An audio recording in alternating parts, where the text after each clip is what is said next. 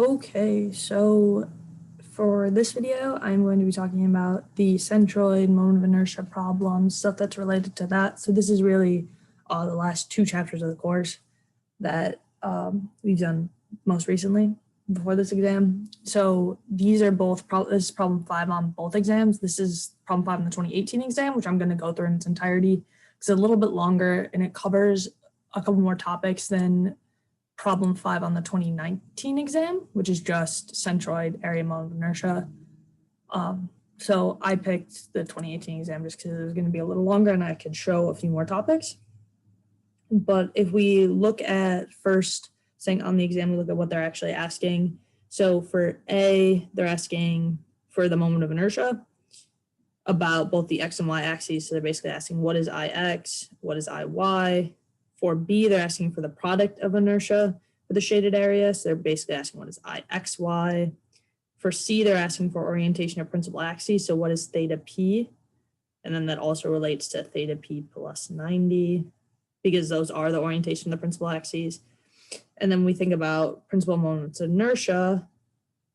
Those are I max and I min. So that's what we're actually going to be looking for as we go through and we do this problem. The other thing that I want to touch on before going into the whiteboard mode is how I would break up this shape. And I'll do this for the other problem as well. But for this one, I think it's pretty easy to see, hey, let's take this big rectangle, because that's going to simplify our calculations. And then we're just going to have to subtract the circle and this other rectangle, instead of trying to do something where we had this piece plus like these two smaller pieces. Like, that's just too much for me. It would technically be the same. No matter what, you should get the exact same answer. But I think that is the most straightforward way to break up this problem. If we look at this piece, I would break it up as your lower rectangle down here, and you'll have your triangle up here, your quarter circle over here, and then you'll have this cut out. Okay, so if we go into whiteboard mode, there we go. Okay, perfect. So we're starting this problem by trying to find IX and IY, right? So the formula that we can think of when we talk about IX and IY is the parallel axis theorem formula. So the fact that we have IX as being equal to I bar X prime plus A dy squared. And the exact same thing for Y, except we have IY, Y prime, and dx, right? But they're the same. So what we need to ask ourselves, hey, what are the actual pieces of this? And what do we know? What do we not know? What do we need to look at the picture to find out, etc. So if I look at the biggest rectangle first, I'm going to calculate the IX and IY for that right off the bat. So if we're thinking about IX, it's going to be equal to, for a shape like this, this is where I took an easy way out, because we're taking the moment, or they're asking for moment of inertia about the X and Y axes. I know that IX, instead of having to go IX prime, et cetera, et cetera, et cetera, I'm able to just say, hey, I know that this is going to be base height cubed over 3. And I know that IY is just going to be the same thing, but it's going to be height base cubed over 3. Or we would have to tilt our paper on our sides, kind of. Imagine a different base and height. These are easy enough to plug in. So if you're looking for actual values to check your work with, you should get something like 2.88 times 10 to the 10th and 1.28 times 10 to the 10th. And the units on these are both millimeters to the 4th, because I didn't end up changing any of the units that they came with. It shouldn't matter as long as you keep your units consistent throughout. You could also have done this using parallel axis theorem like I talked about. With that, your I bar X prime would have been base height cubed divided by 12. And then you would have had your plus area times your dx and your dy pieces. And your distance is just going to be the distance between the actual X or Y axes and the centroid of that specific piece. So these are moment inertias for that biggest rectangle. If we're looking at the circle, which we're going to end up subtracting, oh, sorry, actually, the way I have mine written, I'm going to do the smaller triangle or the smaller rectangle first, just because I want to go with how I have my work done. So with this, we can go with a similar method for IX, where we're just able to say base height cubed over 3. And the reasoning behind it is, once again, we're lying right on the x-axis, right? So that's why we're able to say that. If you want to check your answer, it should be 5.33 times 10 to the 8th. Once again, that's millimeters to the 4th.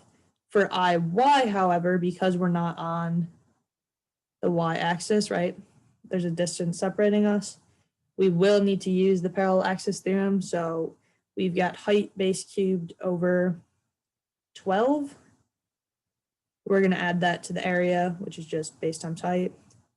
And then the difference between, or the distance between the centroid and the y-axis, if I'm thinking about this correctly, which is 200 millimeters, and that gets squared.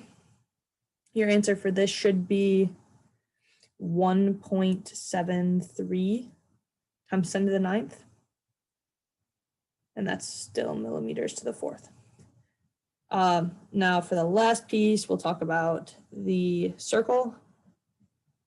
For this one, we need to use parallel axis theorem for both, and it's going to end up being really similar. So I'm going to write it once and only discuss the change. So for IX, it's going to be pi r to the 4th over 4.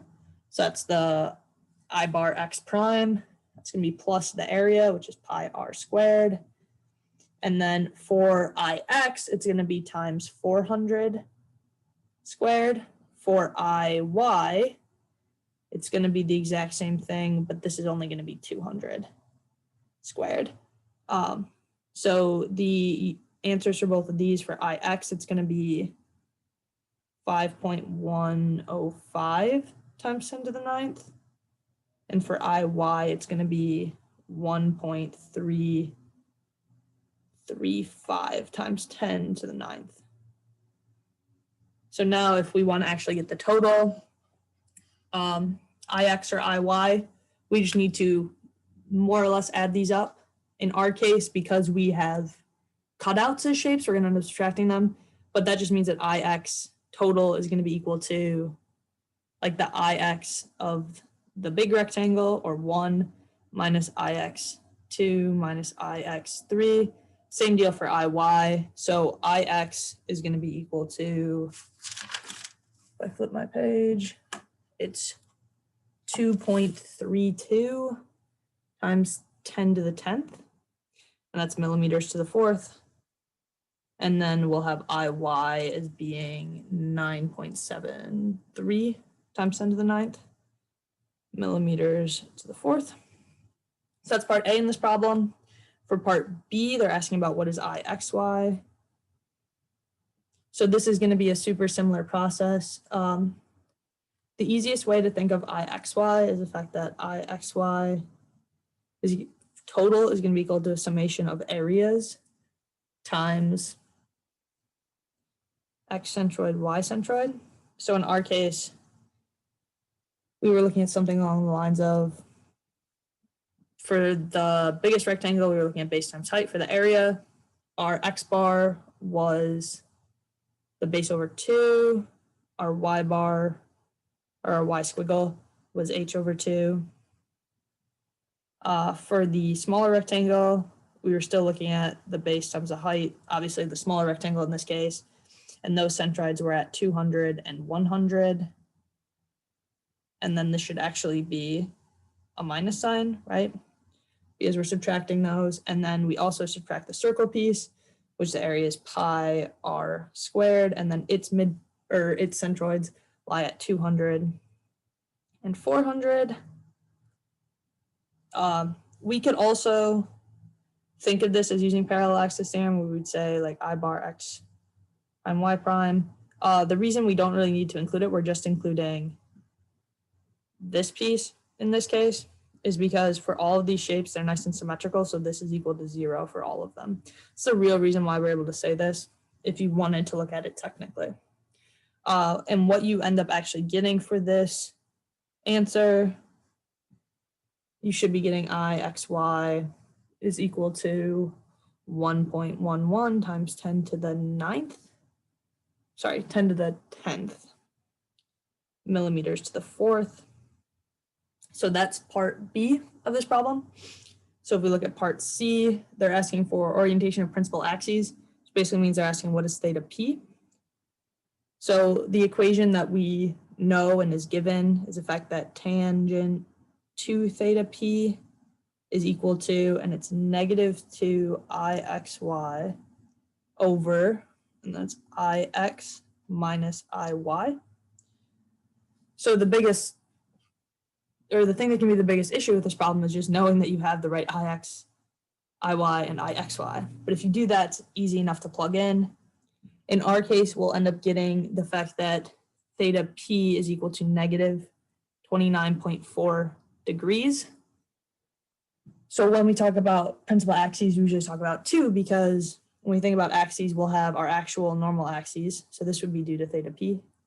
And then we'll have the perpendicular axis, right? So to get that, all we do is we add 90 degrees. So for that, we're looking at the other theta P as being 60.6 degrees. So those are our two answers for part C. For part D, once again, it's pretty straightforward as long as we know the formula because they're looking for I max and I min. And the formula for that is the I max min is equal to IX plus IY over 2. That's plus or minus. And inside the radical, we have IX minus IY squared over 2, and that's plus IXY squared. So from here, we should just be able to plug in. We know our IX, our IY, and our IXY like we talked about.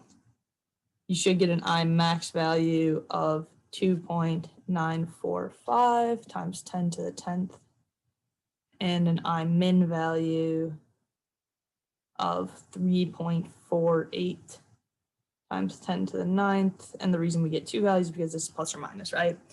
When I'm solving these, I usually will just solve for this first piece, figure out what that number is, write it down on my paper, just solve for this piece, figure out what that number is, write it down on my paper, because that means it's a lot easier to plug in to my calculator. If I can just say, okay, let's do first piece plus second piece, and then let's do first piece minus second piece. For me, that's the way I keep it most straightforward on my calculator and try and involve plugging in, or try not to have to plug in really long equations all at the same time. So that's all I have for this video about the moment of inertia, the centroid stuff. Something you will see in this video is that we didn't end up ever having to solve for the centroid of the composite body that they gave us.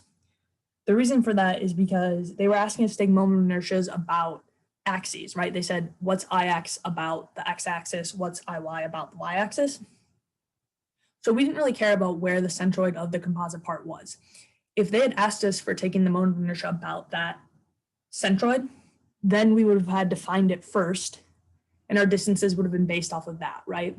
Still the same process, still the same idea. If we were asked to do something like that, which you're actually asked to do on the 2019 exam, for the first problem, you're asked to find the centroid of the composite body. We just have to remember kind of the main formula. So for that, we say that x bar is equal to the summation of x squiggle A over summation of A, where A is just the area of the parts and x squiggle is the centroid for that specific part, right? So that's still pretty straightforward. Y bar is the exact same thing, except it's with y squiggle instead of x squiggle. But these are straightforward enough to use. And then, like I said, if you're asked to take the, or if you're asked to find the moment of inertia about that centroid, then you know, okay, that means I just take my distances with respect to that centroid instead of in this case where we had to take our distances from the x or y axes, right? So as long as if you can do this problem, you understand this problem, I would say this is the most that you're going to be expected to do on the exam regarding this stuff. But also understanding how to take it about a centroid instead of taking about the X or Y axes. Like I think that would be the other way that they could ask this problem. I would consider them kind of the same in terms of difficulty. It's just the start of the process is a little bit different. So hopefully it's not too bad for you guys. Yeah, but that's the end of this video. I think this is going to be the last video that I end up doing like for this class. So very best of luck on the exam. Let me know if you have any issues, and good luck.